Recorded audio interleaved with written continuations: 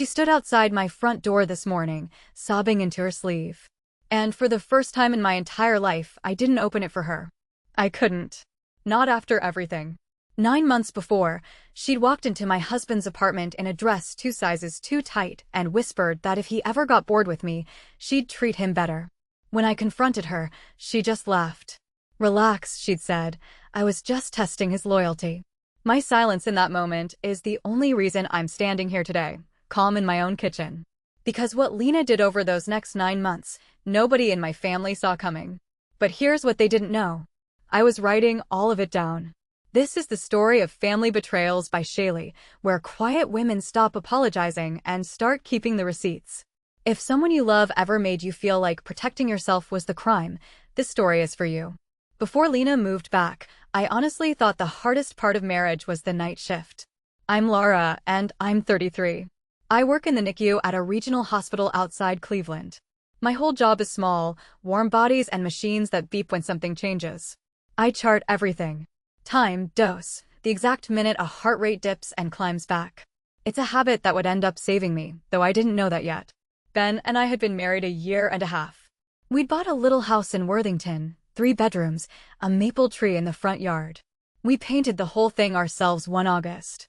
He runs a heating and cooling company he built from one used van, now employing 40 men. He still keeps a small apartment downtown, close to the shop, for those nights a job runs past 2 in the morning and driving all the way home just doesn't make sense. That apartment was ordinary to us. Just a bed, a coffee maker, work boots by the door. I never once thought of it as a place my sister would need a key to, not in a million years. We weren't rich the way people picture rich. Ben wore the same 3 flannels on rotation, but we were steady. And steady, let me tell you, is its own kind of money when you grow up without it. I used to lie awake after a long shift, listening to him breathe, thinking, this is the calmest my life has ever been. I remember thinking that. I remember being grateful in a plain, unremarkable way. That's the part one keep coming back to. How normal it all was. Right up until the night the phone rang, and Ben's voice came through, low and careful, the way it does when he's trying not to scare me.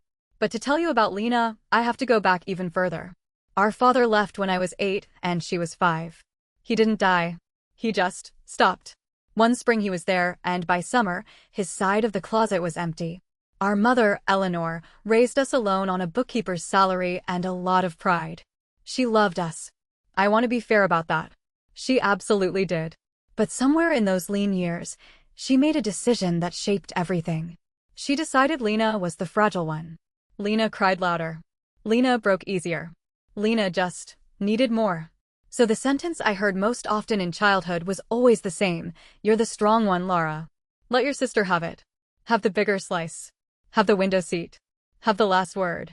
I learned to hand things over before anyone even asked. I told myself it was love, and some of it truly was. Lena and I weren't enemies. We were sisters who shared a bathroom, a mother, and an invisible scoreboard that nobody ever admitted existed. She kept meticulous track of who got what. I just pretended I didn't. Last year, Lena's marriage came apart. Her husband kept the house. She lost the down payment she'd bragged about, the friends who came with him, the entire life she'd meticulously built to look impressive from the outside. She moved back into our mother's spare room in Delaware, about 30 minutes from us, and she'd show up to Sunday dinners with a manufactured brightness that never quite reached her eyes.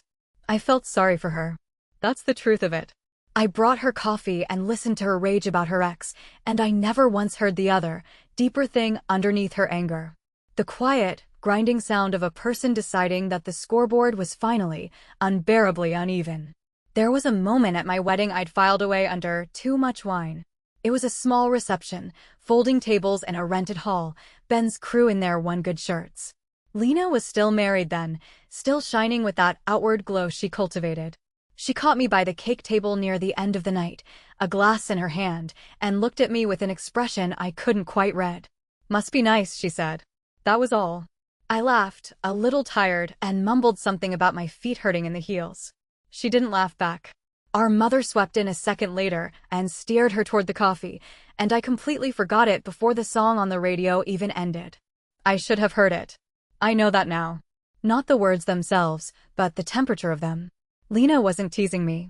She was measuring the distance between my life and hers, and she was finding it utterly intolerable.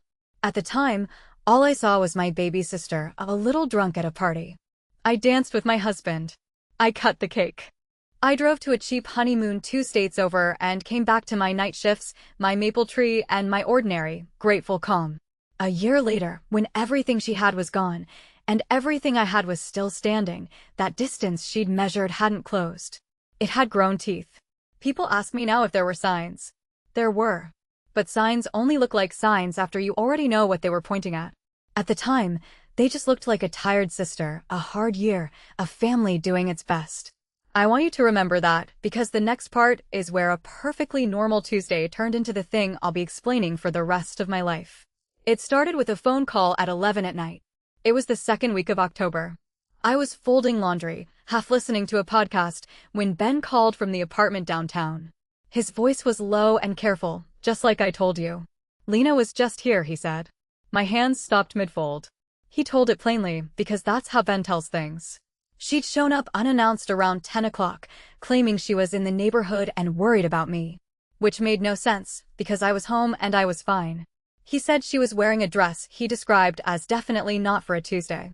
She'd stood too close in the kitchen, then leaned in and said, soft enough to pretend she hadn't, that if he ever got bored with me, she would treat him better.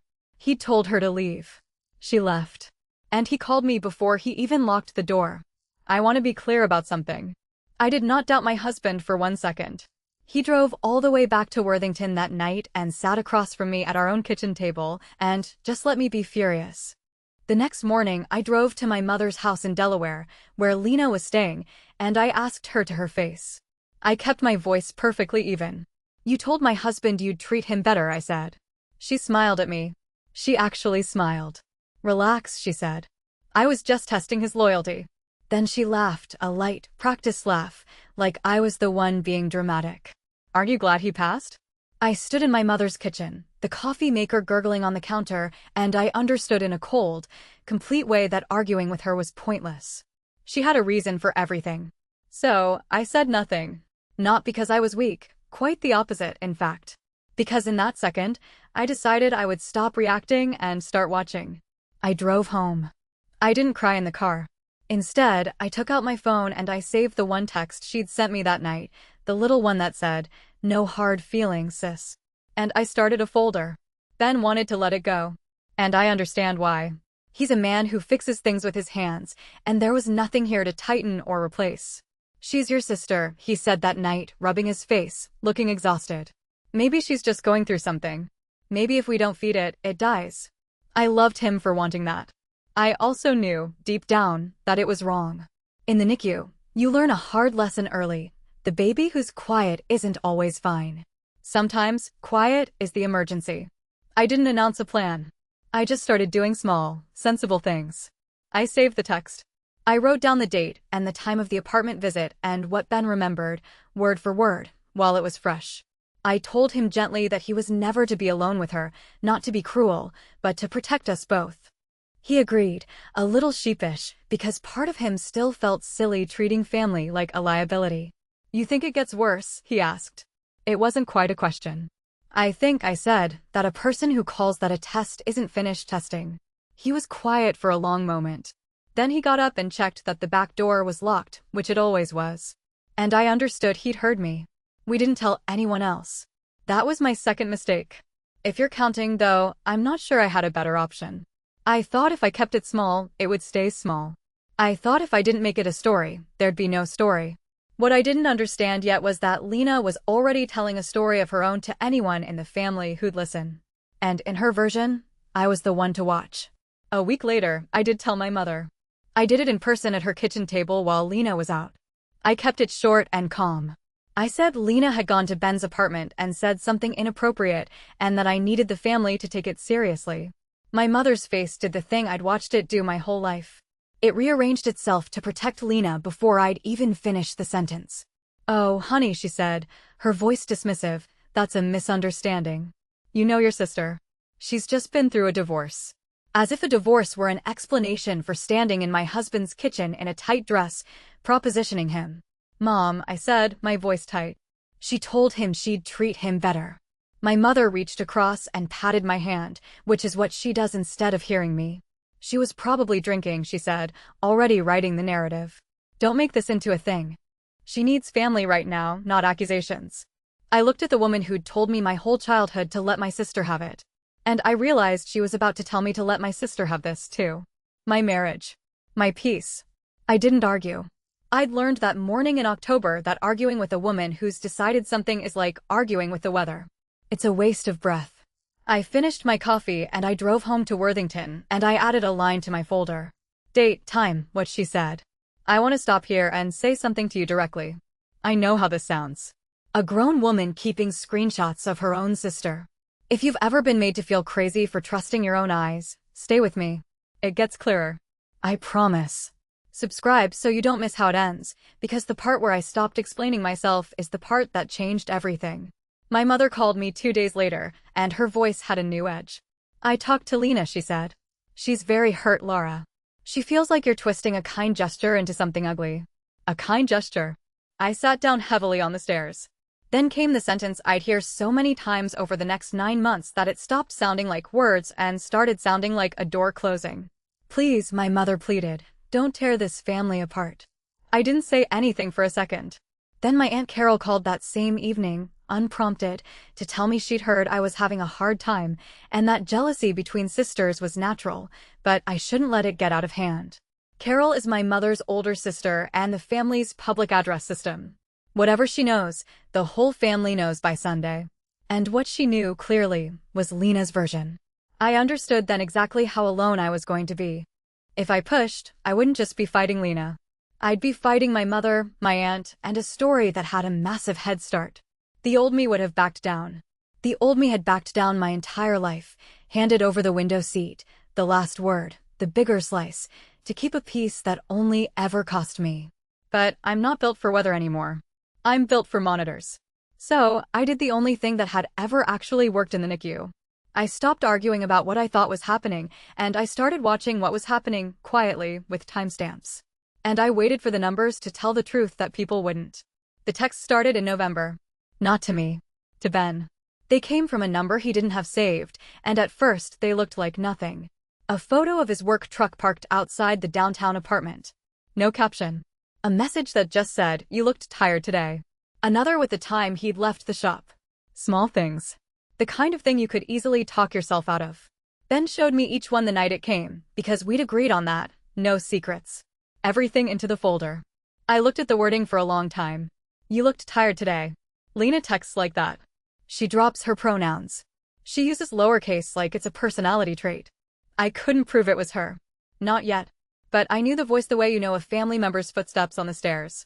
Someone was watching my husband's schedule closely enough to know when he left the shop. Someone was near enough to photograph his truck. I did not call my mother. I did not confront Lena. I opened the folder and I logged each message with its date and time and a screenshot. And I started a second page just for the mystery number. I'll be honest, I was scared. There's a specific fear that comes from being watched by someone who smiles at you across a holiday table, who sees you as family. But fear, I've learned, is just data your body collects before your mind catches up. So, I treated it like data. I wrote it down. And I told Ben that the next time he saw that truck photo person, he was to note the time and tell me, because a pattern was forming. And patterns, unlike feelings, are things you can eventually hand to someone with a badge. I gave her one chance to stop. I drove out to my mother's house on a gray Sunday and got Lena alone on the back porch. I didn't accuse. I said plainly, someone's been texting Ben from an unknown number. Photos of his truck, his schedule. I watched her face. She didn't flinch. She tilted her head with a sympathy so smooth it was almost admirable. Laura, she said, her voice dripping with concern, do you hear yourself? You think I'm stalking your husband? She let out a soft, sad laugh. I think you're really struggling. And I think you should talk to somebody. That's the move. If you've ever been on the other end of it, they don't deny the act. They deny your sanity. They take your evidence and hold it up as a symptom. My mother appeared in the doorway with a dish towel right on cue and said, "Girls, please." But she looked at me, not Lena. Laura, you can't just accuse your sister of things. I stood on that porch and felt the ground shift under the whole family. It wasn't just that Lena lied. It was that the lie was pre-approved. My mother wasn't going to make her stop. She was going to make me stop. I said, okay. Just that. Okay. I could see it confused Lena. She'd braced for a fight, and I handed her nothing to push against. On the drive home, I understood that I would never get a confession by asking, because asking put the story in her hands, and she was better at stories than I would ever be. But there was one thing she could not talk. A camera doesn't get confused about who's telling the truth. So, I decided to get more of them. Here is where my boring job became my whole defense. I chart for a living. I know how to build a record that holds up when a doctor is skeptical and a family is frightened and everyone's memory has turned to fog. So, I built one. I bought a doorbell camera for the front and a second small camera for the back. The kind that saves clips with the date and time burned right into the corner. I had the locks on the Worthington house changed. Both doors. New keys I gave to no one but Ben. I opened a spreadsheet because of course I did. And I gave every incident a row, date, time, what happened, who saw it, which file it lived in. I wasn't collecting revenge.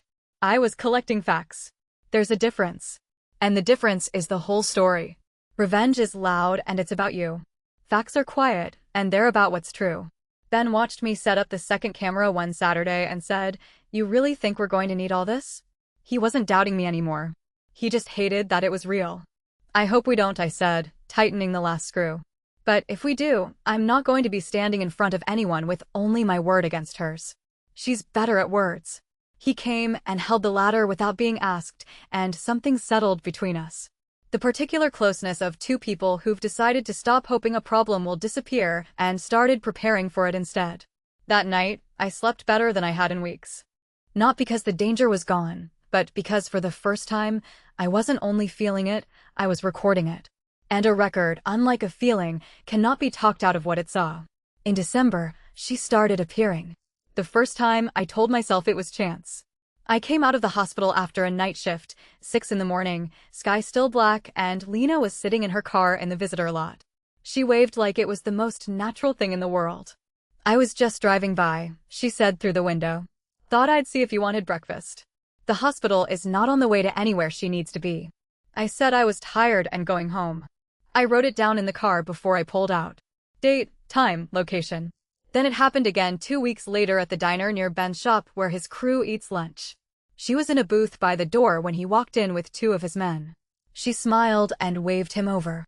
He nodded once, sat somewhere else, and texted me a photo of the time on the wall clock before he'd even ordered. Because we'd built that habit, and the habit was holding. 2 appearances. Maybe a shrug, but I wasn't feeling anymore. I was counting, and the count was climbing. A person who happens to be near you once is a coincidence. A person who keeps arranging to be near you, at your work, at your husband's work, in the small hours, is a pattern. I didn't know the exact legal word for it yet. I would learn it soon enough. What I knew was that the distance between my sister is being weird and my sister is following us had closed. And I had the timestamps to prove the direction it moved. I filed each one and I waited, because I could feel her building towards something, and I wanted the camera pointed at it when she got there. I tried my mother one more time. I thought if I brought her something concrete, she'd have to see it. I drove to Delaware with the 2 diner and parking lot incidents written out, times and all, and I sat across from her, and I read them to her plainly. No drama. Just the log. When I finished, she was quiet, and for 1 second, I thought I'd reached her. Then she said, "Her birthday is coming up. My 60th. Everyone's coming." I stared at her. "Mom, did you hear what I just told you?" She folded the dish towel in her lap into a small, careful square. "I heard you think your sister is following you," she said. "And I'm asking you not to blow up my birthday. Can we just have one nice thing?" There it was. The whole shape of my childhood in a single sentence. Keep the peace so the party looks right. Let your sister have it. I saw for the first time with total clarity that my mother wasn't cruel. She was terrified. She'd spent 30 years so afraid of losing the fragile daughter that she never once checked whether she was losing the steady one. She was managing a fear, and that fear was bigger than the facts. I almost felt sorry for her. I did a little. But sympathy and safety are different things. And I was done trading the second one for the first. I got up. I put my cup in her sink. I said, "I hope you have a nice birthday, Mom." And I meant it. And I also knew, driving home under a low winter sky, that the next time something happened, I would not be bringing it to this kitchen. I would be bringing it somewhere that had to listen. The doorbell camera woke me at 2:14 in the morning on a Thursday in late January. It was the soft chime that means motion at the front step, the one I'd set to wake me because Ben was at the downtown apartment that night, finishing a hospital chiller job that couldn't wait for daylight. I reached for my phone, half asleep, and opened the live feed, expecting a raccoon, a windblown branch. Nothing. It was Lena. She was standing on my front step. A heavy coat, her breath fogging in the porch light, and in her gloved hand, a key. My key. Or so she thought. I watched, breath held, as she fitted into the lock.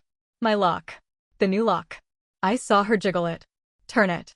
Jiggle it again, her face going from confident to confused to something uglier as the key that should have worked refused to budge. She'd come to my house in the dead middle of the night, with a key to my front door. And the only reason she wasn't standing in my bedroom, perhaps even by my bed, was because I'd changed that lock in November.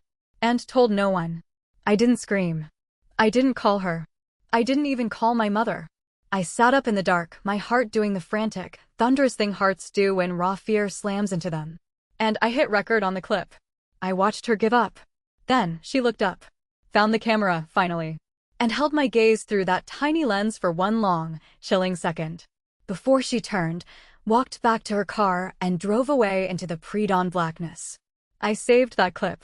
3 times. To 3 different places. Named the file with the date, the exact time. Then I sat very still, the cold seeping into my bones, and asked myself the only question that mattered. She had a key to a lock that didn't exist anymore, which meant she'd had a key to the one that did. And I wanted to know, more than I'd wanted anything in months, exactly who had put it in her hand. The key was easy to trace, which somehow made it all the worse. When Ben and I had moved into the Worthington house, I'd given my mother, Eleanor, a spare. The way you do, for emergencies. She kept a little rack of labeled keys by her back door. Every house in the family, hanging there in a neat row. I remembered it the second I stopped panicking. So the next morning, I drove to Delaware. And I didn't ask Lena anything. I asked my mother. I stood in her kitchen and I said, "Mom, where's our spare key? The one I gave you for the Worthington house." She went to the rack. And the little hook, labeled in her familiar handwriting, was empty. She stared at it. I watched the understanding move across her face slowly, like water finding a crack in stone. "Lena asked to borrow it," she said, her voice gone small. "In the fall, she said she'd water your plants while you were on that weekend trip." We hadn't taken a weekend trip. There were no plants. My mother had handed my sister the key to my home based on a lie so thin it should have torn in her hands. Because it never once occurred to her that Lena might be the danger. I didn't yell. I took out my phone and I showed her the clip. 2:14 a.m. Lena at my door with a key. My mother watched it with her hand over her mouth. And when it ended, she said, "There has to be an explanation." And I understood finally and completely that there was nothing I could show this woman that would move her. Because the explanation she needed wasn't about facts. It was about not losing her baby. So I stopped trying to convince her. I took the empty hook as its own kind of evidence and I left. I showed Ben the 2:14 a.m. clip that night at our kitchen table. He watched it once, then again. And by the second time, his jaw had set in a way I'd only seen when a job went badly wrong on someone else's watch. "That's it," he said. "No more waiting to see if it dies on its own." He'd been the one back in October who wanted to let it go. Now he was the one saying we needed a lawyer. I didn't gloat. There's no room for that when the person you love finally sees the shape of the thing that's been circling your house. "I already have a list," I said. And I did. Because I'd started it the morning after the porch incident. We agreed on the plan out loud, so it would be real for both of us. Keep recording everything. Keep every camera charged. Change nothing about our routine that would tip her off. And take the whole folder, the clips, the texts, the log, to someone who could tell us what it was worth. Ben reached across the table and put his hand over mine, rough and warm. "I'm sorry I told you to let it go," he said. "You saw it before I did." I told him the truth, which is that I hadn't seen it because I was smart. I'd seen it because I grew up learning to watch a woman's face for the exact second she decided I didn't matter. That's a terrible skill to have. It's also the one that was about to save us. I want to say one thing to you before we go on.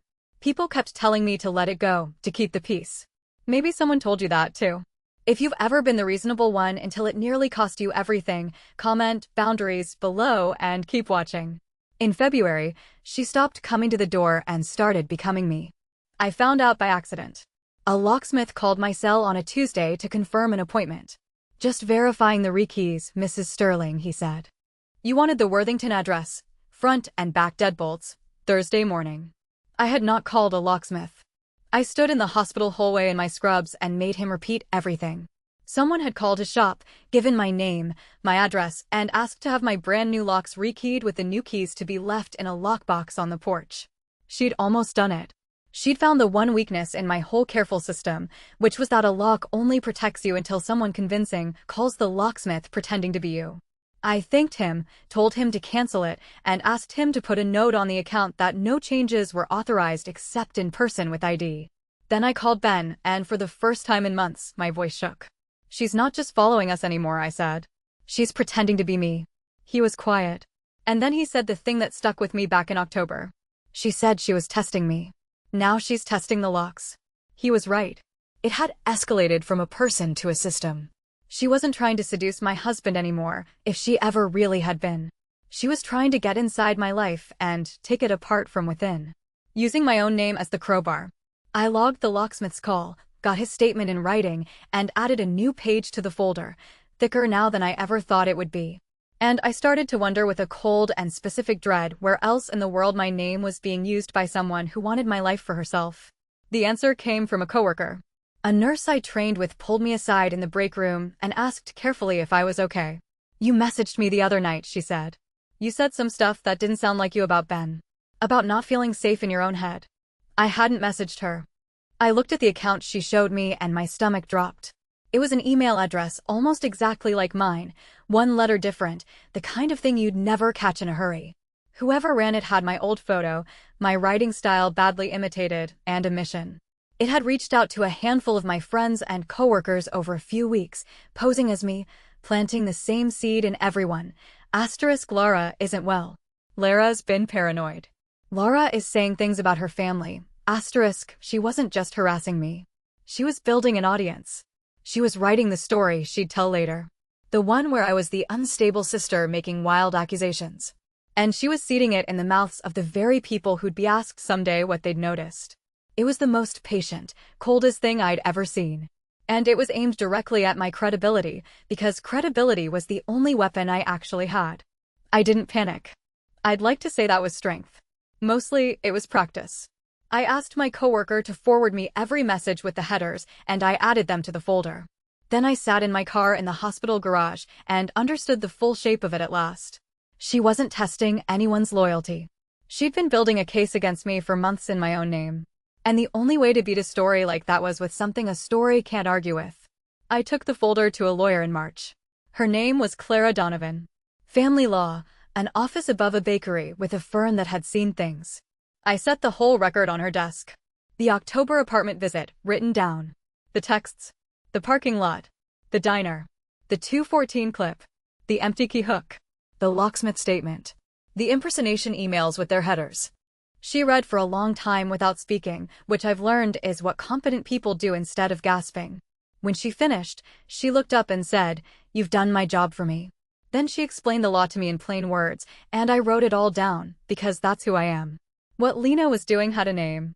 A pattern of conduct meant to frighten or harass, 2 or more incidents, was the definition of stalking. And stalking was grounds for a protective order, even against family, especially with a record like mine. The impersonation and the attempted lock change pushed it further into territory the police would care about. "The clip is your spine," Clara said, tapping the 214 timestamp. "A key to your door at that hour. Nobody talks their way around that." She told me what to keep doing. Document everything. Change nothing rashly. File a police report on the attempted entry to create a record. And when the pattern was undeniable, we'd petition the court. I left that office with a checklist and something I hadn't felt in 5 months. Not relief, exactly. Direction. For so long, I'd been on defense, watching monitors, catching her moves after they happened. Now, I had a path that ended somewhere. And for the first time, I let myself imagine the day I'd stop reacting to Lena's story and finally, calmly, tell my own. The family closed ranks in April, right as my mother's 60th birthday came into view. It was as if they could feel me getting close to something and wanted to make the cost of it unbearable first. My mother called and cried and said the sentence again, the one that had become the family anthem. Please don't tear this family apart. My Aunt Carol took it public. She called cousins, old neighbors, an uncle in Toledo I hadn't spoken to in years, and she told them all a tidy, terrible version of events. Lara's gotten obsessed. Lara's threatening to have her own sister arrested over nothing. Poor Lena, just out of a divorce. And her big sister won't leave her alone. My phone filled with messages from relatives I loved, gently disappointed in me, and every one of them was a small stone added to a wall between me and the truth. I won't pretend it didn't work on me. It did. There were nights I lay awake and wondered if I'd become the thing they said I was. If a person could gather evidence so carefully that the gathering itself was the sickness. That's the cruelest part of what Lena built. She made my own defense feel like a symptom. But then I'd open the folder. I'd look at the 214 clip, my sister's face going ugly at a lock that wouldn't turn, and the doubt would burn off like fog on a monitor. I wasn't obsessed. I was accurate. There's a difference. And I held on to it with both hands. The birthday was coming, still weeks away, and the whole family would be there. And somewhere in the back of my mind, a plan was quietly assembling itself, the way a diagnosis does from 100 small readings that finally point one direction. She got inside in May. I came home early on a Wednesday, a rare thing, a shift cut short when the unit was quiet, and I knew something was wrong before I reached the door. The gate on the side yard was open. We never leave it open. I let myself in the front, calling out on instinct, and I heard movement in the back of the house, in the bedroom. Every nerve I had lit up at once. I did not run. I did the thing they teach you for a coding patient, which is to move toward the emergency slowly and keep your head. I walked back to my own bedroom, and there was my sister standing at Ben's dresser with 2 of his shirts in her hands. She'd come in through the bathroom window, the one with the latch that never quite caught. The one only someone who'd known this family for years would know about. She looked at me. She didn't even startle. I was just checking on you, she said, smooth as ever. The gate was open. I got worried. The gate she'd opened. The window she'd climbed through. My husband's shirts in her hands, mid-arrangement, staging something I didn't want to imagine the caption for. I stood in the doorway of my own bedroom, and I felt something go very quiet and very cold inside me, quieter than fear, past anger, into the flat, clear place I go when a baby stops breathing and everyone else in the room is screaming. Put the shirts down, Lena, I said. My voice didn't shake. And walk out the front so the camera gets you. She blinked. For 1 second, the mask slipped and I saw it. The pure surprise of a person who'd always been the one with the plan. She set the shirts on the bed. She walked out the front, and the camera got all of it. Her face, the time, the truth she could never talk her way out of again. I called the police that afternoon, not to have her dragged away in the moment. She was already gone. But to do the thing Clara had told me to do months before, create a record. 2 officers came to the house. I walked them through it calmly, the open gate, the bathroom window, the shirts, and I played them the clip of Lena leaving out my front door with the timestamp in the corner. Then I played them the 214 clip. Then I handed them a printed summary of the whole folder, dates and times in a neat column, because I'd learned long ago that tired people trust a clean chart. One officer read it and looked up at me with the expression I'd been waiting 9 months to see on someone's face who could actually do something. This is unlawful entry, he said. And this history, the following, the messages, the key, this is a pattern. A pattern. The word Clara had used. The word the law used. The word my whole family had refused to use. Ben got home while they were still there, and he stood beside me and confirmed every detail in his flat, honest way. And having a witness who wasn't me changed the temperature of the whole thing. They gave me a report number. They told me to bring it to my attorney. They told me gently that I'd done everything right, and I had to turn toward the sink so they wouldn't see what that did to me. For months, I'd been the only person insisting the sky was falling. Now, 2 strangers with badges had written it down in an official book. The story was no longer mine against hers. It was documented. And documented things, unlike sisters, cannot smile at you and call the truth a symptom. Lena called me that night. I almost didn't answer. When I did, the voice on the other end wasn't the smooth one. It was cracked open, raw. The real thing under the performance. You're going to ruin me, she said. Not a denial. Not, I was just checking on you. For the first time in 9 months, she wasn't managing me. She was bleeding. I stayed quiet the way I'd learned to. And into that silence, she said the truest thing she ever said to me. You always got the good one. Her voice broke on it. The good dad memory, the good grades, mom's good side, and now the good husband, the good house, the good life. And you didn't even have to fight for any of it. It just came to you. I sat on the stairs and listened to my little sister tell me that everything she'd done to me was in her mind, just her finally reaching for a slice at the table where she'd been told her whole life to wait her turn. I understood her completely in that moment. I want to be honest about that. I understood, and I even ached for the 5-year-old she'd been. But understanding a wound is not the same as letting it keep cutting you. Lena, I said. You didn't want the good one. You wanted mine. She went silent. I hope you get help, I said, and I meant it. And then I did the hardest thing I'd done in 9 months. I hung up before she could reel me back in with the next line, because I finally knew that her pain was real and that it was hers to carry, and that carrying it for her had never once made her put it down. I filed for the protective order the following week. Clara and I sat in the county courthouse and submitted the whole thing, months of it, organized like a patient chart. The October apartment visit. The anonymous texts. The parking lot. The diner. The pattern of appearances. The 214 clip. The empty key hook and my mother's own words about the fall. The locksmith statement. The impersonation emails with their headers. The unlawful entry. And the police report number. The judge read it in chambers and a temporary protective order was granted that afternoon with a full hearing set for a date a few weeks out. Temporary, but real on paper with a seal. I remember signing my name and thinking how strange it was that the same name Lena had used as a crowbar was now the name on the thing that would keep her away. Clara walked me out and said, "The temporary order will be served on her. Do you know where she'll be?" And I did. I knew exactly where she'd be and when, because the whole family had been talking about it for months. My mother's 60th birthday party that Saturday. Everyone would be there. I had a choice to make, and I made it standing on the courthouse steps in the spring sun.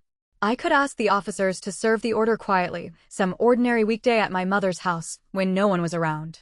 Or I could let it happen where Lena had spent 9 months building her audience.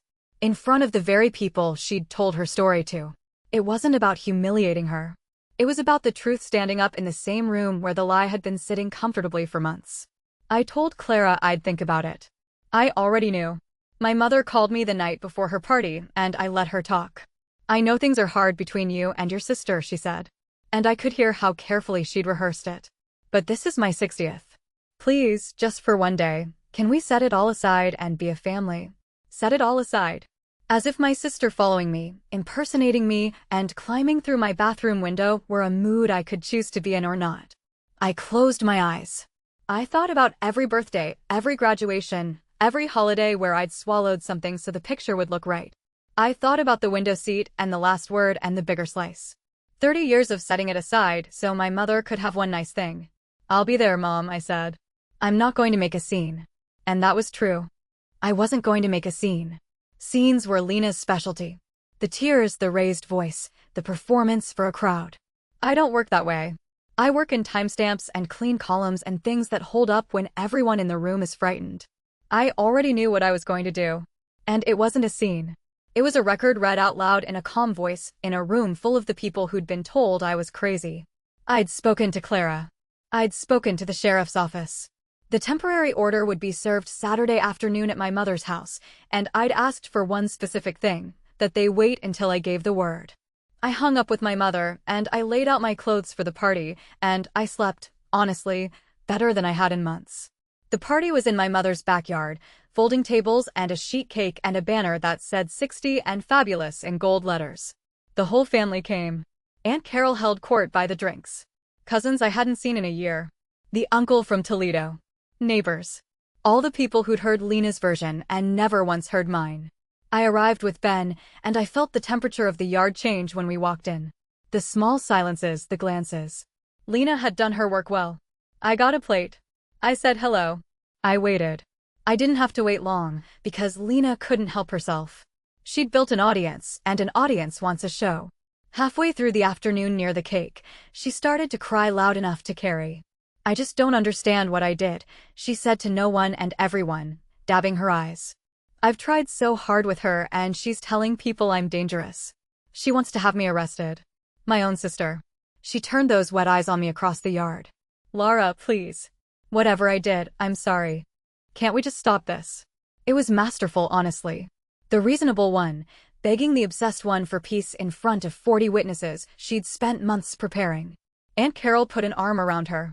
My mother's face crumpled. The whole yard turned to look at me, the cold sister, the jealous one, the one who couldn't let a hurting woman heal. And I understood that this was the exact moment she'd been building toward for 9 months. Every text, every appearance, every seed planted in every year. All of it had been leading here, to a backyard where she was the victim and I was the villain, and the crowd already knew their parts. She'd written the whole play. She just forgot one thing. She never asked me for the script. I set my plate down on the table. I did not raise my voice. That was the whole strategy, if you can call it that. The thing I'd understood back in October on my mother's porch. Lena wins loud, so I would win quiet. You're right, Lena, I said. And the yard went still, because they'd expected me to fight, and I'd agreed with her. Let's stop this. Let's tell everyone the truth, so nobody has to wonder anymore. I took out my phone. My hands were steady.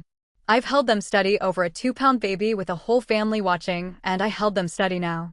Back in October, I said to the yard in the same voice I used to explain a diagnosis to frightened parents. Lena went to my husband's apartment and offered to, in her words, treat him better. When I asked her about it, she told me she was testing his loyalty. A few people shifted. Carol opened her mouth. I kept going, calm and even. Then came the texts, photos of Ben's truck, his schedule. Then she started showing up. My work, his work, and then this. I turned the phone around and I played the 2:14 clip. My sister on my front step in the dead of night. The key. The lock that wouldn't turn because I'd changed it and told no one. Her face going ugly, then looking up, finding the camera, the timestamp glowing in the corner. 2:14 a.m.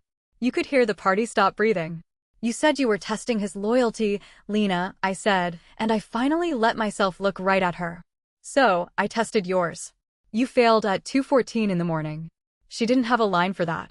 For the first time in 9 months, my sister opened her mouth and nothing smooth came out. And I stood there in my mother's backyard, calm as a Tuesday, and let the silence do to her what she'd spent so long doing to me.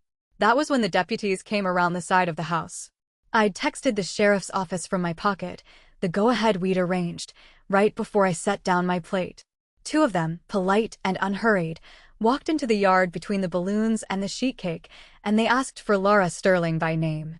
The whole family watched a uniformed deputy hand my sister a folded document and explain in a level voice that she was being served a temporary protective order, that she was to have no contact with me and to stay away from my home and my workplace, and that a hearing was scheduled. And then Lena exploded.